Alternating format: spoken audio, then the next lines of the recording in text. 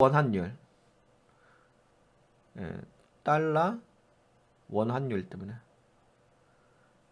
요 FX 때문에. 요것 때문에 좀 보실 필요가 있어.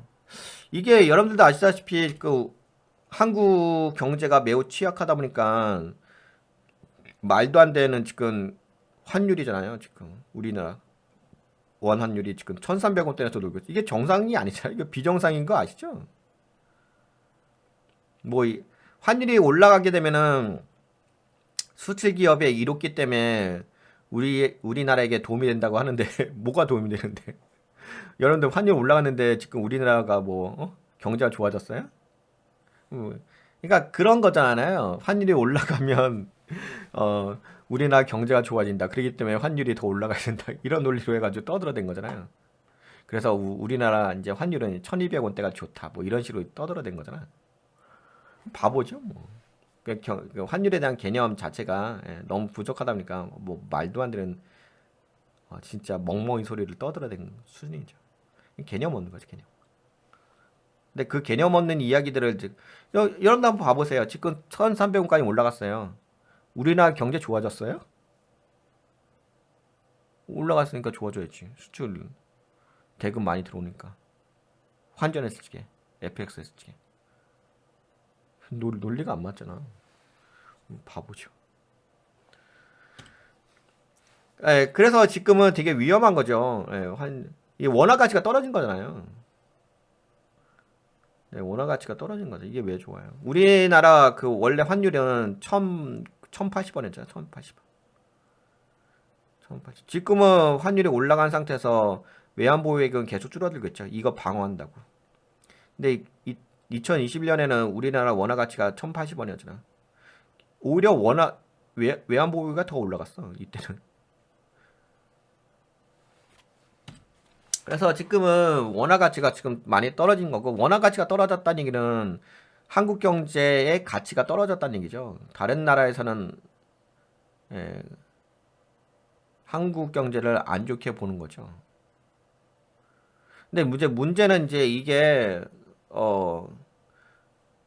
지금 여기를 돌파하면서 더 올라갈 수도 있다는 거죠. 이게 뭐 최근에 환율 쪽은 올라온 것이 이렇게 된 거잖아요. 예전에 금융위기 발생했을 때 이때가 그 IMF 터졌을 때죠. IMF 터졌을 때 2,000원까지 올라갔죠. 그리고 요때 또 외환위기 터졌잖아요.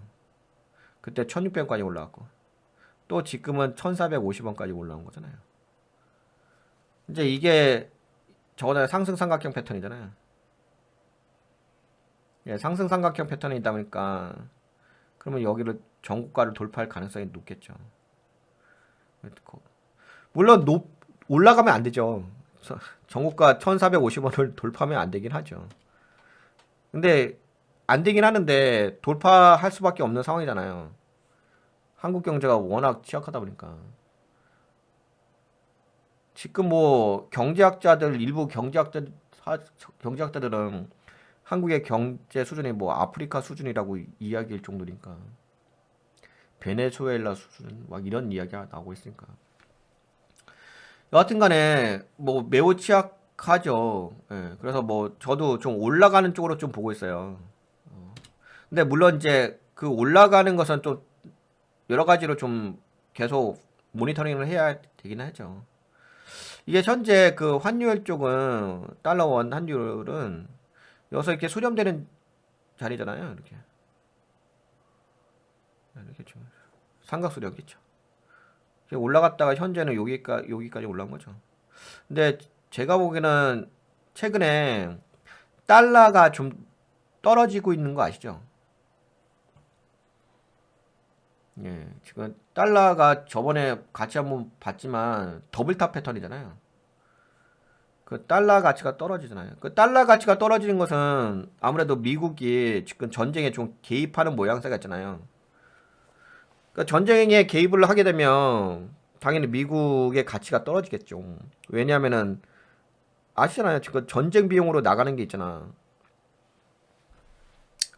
그러면 미국의 가치가 떨어지니까 달러 가치도 떨어지겠죠.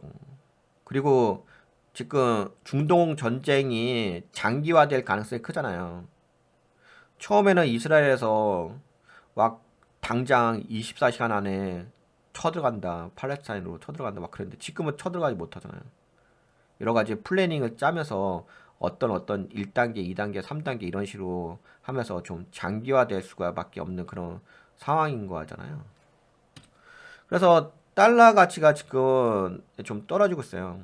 달러 가치가 떨어지게 되면 원화 가치는 좀 상승하겠죠. 상대적으로.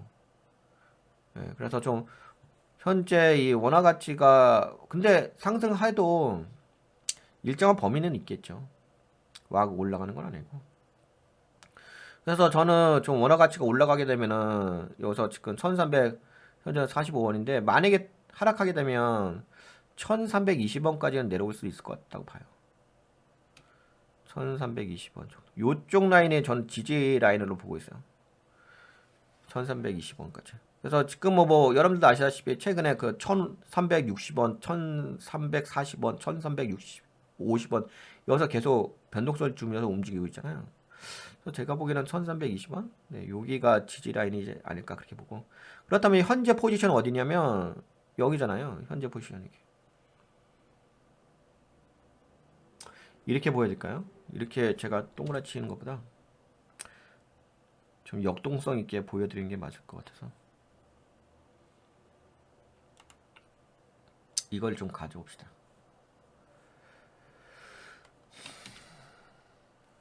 현재의 위치는 여기잖아요. 이 위치 지금 1350원 자리에.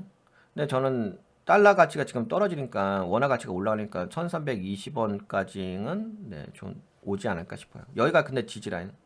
그리고 나서 다시 올라가겠죠.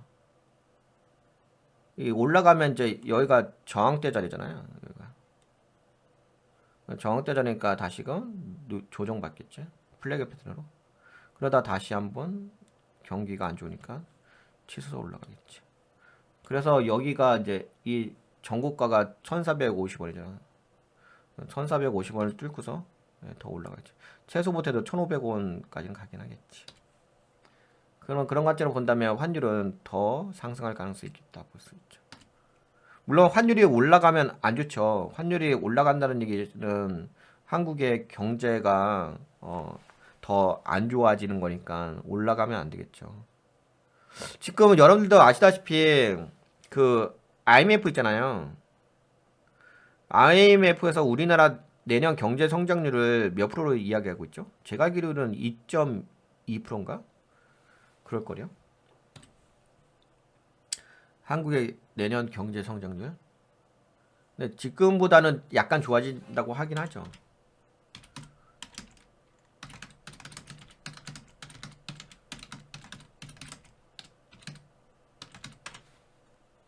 그쵸? 이거 봐보세요.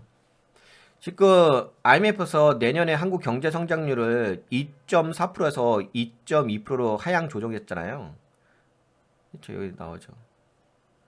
그리고 올해 경제 성장률을 그러면 이제 내년에는 그래도 올해는 뭐 1.4%인데 내년에는 2.2%가 되는 거잖아. 그러면 좋아지는 거잖아요. 1.4%에서 2.2%가 되는 거가 좋아지는 거긴 한데 이게 어떤 게 있냐면은 이게 계속 하향이 돼요. 추세가. 그러니까 이게 이렇게 된 거였어요. 어떻게 된 거였냐면 그 올해 우리나라 경제 성장률이 원래는 2021년에 전망할 때는 2.9%였어요. 올해 경제 성장률이. 근데 지금은 IMF에서 계속 한국의 경제 성장률을 낮춰가지고 2.9%짜리가 1.4%가 된 거예요. 그러니까 지금 이게 IMF에서 2.2%라고 딱 정했다고 해가지고 앞으로도 2.2%가 되는 게 아니에요. 그때 발표할 때마다 또 다시 재평가를 한다고요. 그러면서 이제 이 성장률을 계속 낮춘다고요. 보시다시피 지금 한국의 경제 성장률을 요번에 2.2%로 또 낮췄잖아요. 내년 경제 성장률. 그렇게 된다면은 지금 내년 경제 성장률로 봤을 때 현재로 봤을 때는 현재가 1.4%인데 내년에 2.2%가 된다고 하니까 올라간다고 볼 수가 있는데 근데 꼭 그렇지가 않을 수가 있다는 거죠. 이게 또 내년 또 다음에 또 발표될 게 또 2.0%로 또 발표될 수가 있고 또 계속 낮출 수가 있다는 거죠. 그렇게 된다면은 아무래도 내년 경제 성적을 계속 안 좋게 하게 되면 경제가 위험해지니까 환율이 올라갈 가능성이 크겠죠. 그리고 이건 기본 파동이니까 파동으로 봐도 이쪽에 이렇게 기본 상승 파동으로 봐도 여기가 지금 올라가는 파동이잖아요. 지금 이 추세선만 그어봐도 기본 파동이 이거잖아요. 지금 이게 여기잖아요, 그렇죠? 그러면 여기가 지금 수렴되는 자리잖아요. 그럼 여기서 왔다리 갔다 해서 여기서 상승 삼각형 패턴 만들어주면 뚫는 자리예요. 그래서 그래서 좀 환율 쪽을 좀 면밀하게 좀 관찰해. 그래서 제가 이것도 전망을 했잖아, 주식 전망. 지금 주식 전망도 제가 코스피 관점으로 봤을 때 최근에 한국 지수 많이 빠졌잖아요. 이렇게 빠진 거잖아. 그래서 이렇게 된 거잖아. 경제가 안 좋은 건 여러분 다 아시죠? 지금 저는 여기까지 좀 빠질 거라 보고 있는 거야. 그러다가 반등은 나올 거라 봐요. 근데 반등 나와도 여기가 저항대에 걸리는 자리잖아. 그럼 맞고서 어떻게 돼요? 그럼 다시 이렇게 빠져버리는 거죠. 그러니까 그래서 제가 11월 달쯤은 반등이 나올 거라고 보고 있는 게 이거예요. 기술적 반등으로 보고 있는 거예요. 그리고 나서 여기서 이렇게 폭락. 그러면 이게 뭐예요? 이게 A 파동이 될 거고, 이게 B 파동이 되죠. C 파동이 이렇게 되죠. 그러면 여기 예전에 코로나 터졌을 때보다도 더 빠질 가능성이 크겠지. 이때 당시에 여러분들 코로나 터졌을 때 이때 당시에 여기가 2.24%인가 그랬죠. 경제 성장률이. 근데 지금 요때가 2.4%였어요. 경제 성장률이. 근데 지금은 몇 프로예요? 지금은 뭐 1.4%를 이야기하고 있는데 뭐 피치에서는 뭐 1.0%를 이야기하고 있죠. 여기가 2.4%였어요, 여기가. 그리고 여기가 몇 프로인지 아세요? 여기가 4.2%였고요. 근데 지금 우리나라 경제가 몇 프로예요? 1.4%를 IMF에서 이야기하잖아. 2.4%보다 지금 올라가 있는 상태예요. 그 얘기는 무슨 얘기예요? 고평가래요, 지금. 한국 경제는 지금 한국 경제 그 지수는 고평가 상태라고요. 그러면 이거 대비 한다면은 1.4%라고 한다면 여기 있으면 안 되죠. 그 아래로 내려와야 되는 거죠. 이런 논리가 만들어지는 거잖아요. 네, 그런 관점으로 본다면 지수가 빠지게 되면 아무래도 환율이 좀 올라갈 가능성이 있긴 하겠죠. 네, 그래서 저는 좀 환율 쪽은 상승으로 보고는 있는데, 물론 뭐, 이건 전망이니까, 뭐, 나중에 좀 변경될 수도 있긴 하겠지만, 현재로서는 뭐, 좀 이렇게 보고 있어요. 네. 현재로서는 이런 식의, 지금은 살짝 내려올 것 같긴 합니다. 네, 그게 지지라인 1320원이지 않을까 생각하고. 그리고 여기가 이제, 이게 저거잖아요. 확대 천장의 패턴이잖아요. 네, 확대 천장의 패턴 나오면서 올라가면 여기가 저항대 자리다. 여기서 조정받고 그 다음에 움직여. 그러면 이게 뭐예요? 1파, 2파, 3파 그 모양새죠. 그래서 환율은 이렇게 좀